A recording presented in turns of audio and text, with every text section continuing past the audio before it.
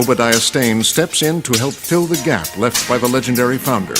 Until at age 21, the prodigal son returns. இதில் என்ன சொல்லியிருக்காங்க புரியுதா? ஹவர்ட் ஸ்டார்க் செத்துட்டு அப்புறம் நம்ம டோனி ஸ்டார்க் 21 இயர்ஸ் ஆகிற வரைக்கும் ஓபியா ஸ்டேன் தான் ஸ்டார்க் இண்டஸ்ட்ரீஸை பார்த்துட்டு இருந்திருக்காருன்னு சொல்லி மென்ஷன் பண்ணியிருக்காங்க. பட் யோசிச்சு பாருங்க, எம்சிஏக்குள்ள நம்ம Tony Stark and captain America 1970s அப்போ கேம்ப் லேக் வந்து போயிருப்பாங்க. ஹவர்ட் ஸ்டார்க்கோட ஒய்ஃப் பிரெக்னெண்டா இருக்க மாதிரியும் சொல்லப்பட்டிருக்கும். ஸோ 1970ல நம்ம டோனி ஸ்டார்க் பிறந்திருக்காரு. அதுவே டிசம்பர் 16, 1991 மிஷன் ரிப்போர்ட் ஞாபகம் இருக்கா? சிவில் வார் அப்போ அந்த டயலாக் வச்சு உங்களுக்கு புரிஞ்சிருக்கணும். 1991 அப்பதான் ஹவர்ட் ஸ்டார்க் இறந்திருப்பாரு. 1970, 1991 டெக்னிக்கலா நம்ம டோனி ஸ்டார்க் 21 வயசு இருக்கும்போது தான் ஹவர்ட் ஸ்டார்க் கொல்லப்பட்டிருக்காரு. அப்படியே 21 வயசு ஆகிற வரைக்கும் ஓபியா ஸ்டேன் ஸ்டார்க் இண்டஸ்ட்ரீஸை பார்த்த மாதிரி மென்ஷன் பண்ணியிருக்காங்க. இது வச்சு கன்ஃபியூஷன் ஏற்படுத்திருந்துச்சு. பட் அதை சரி செய்யறதுக்காக பேட்ச் ஒர்க் பண்றதுக்காக இப்போ ரிலீஸ் ஆன MCU ஆஃபிஷியல் டைம்லைன் புக்ல மிஸ் மினிட்ஸ் வச்சு அது ஒரு ரெட் லைன் அலர்ட்டாவே மென்ஷன் பண்ணிருப்பாங்க. அதாவது டோனி அவங்க அப்பாவோட இழப்பை தாண்டி வர வரைக்கும் ஓபியா ஸ்டேன் அந்த கம்பெனியை மேனேஜ் பண்ணிட்டு இருந்தாரா அப்படி சொல்ல வந்தாங்களா டங் ஸ்லிப் ஆகி இப்படி சொல்லிட்டாங்களா. பேட்ச் ஒர்க் பண்றதுக்கே இந்த புக்கை ரிலீஸ்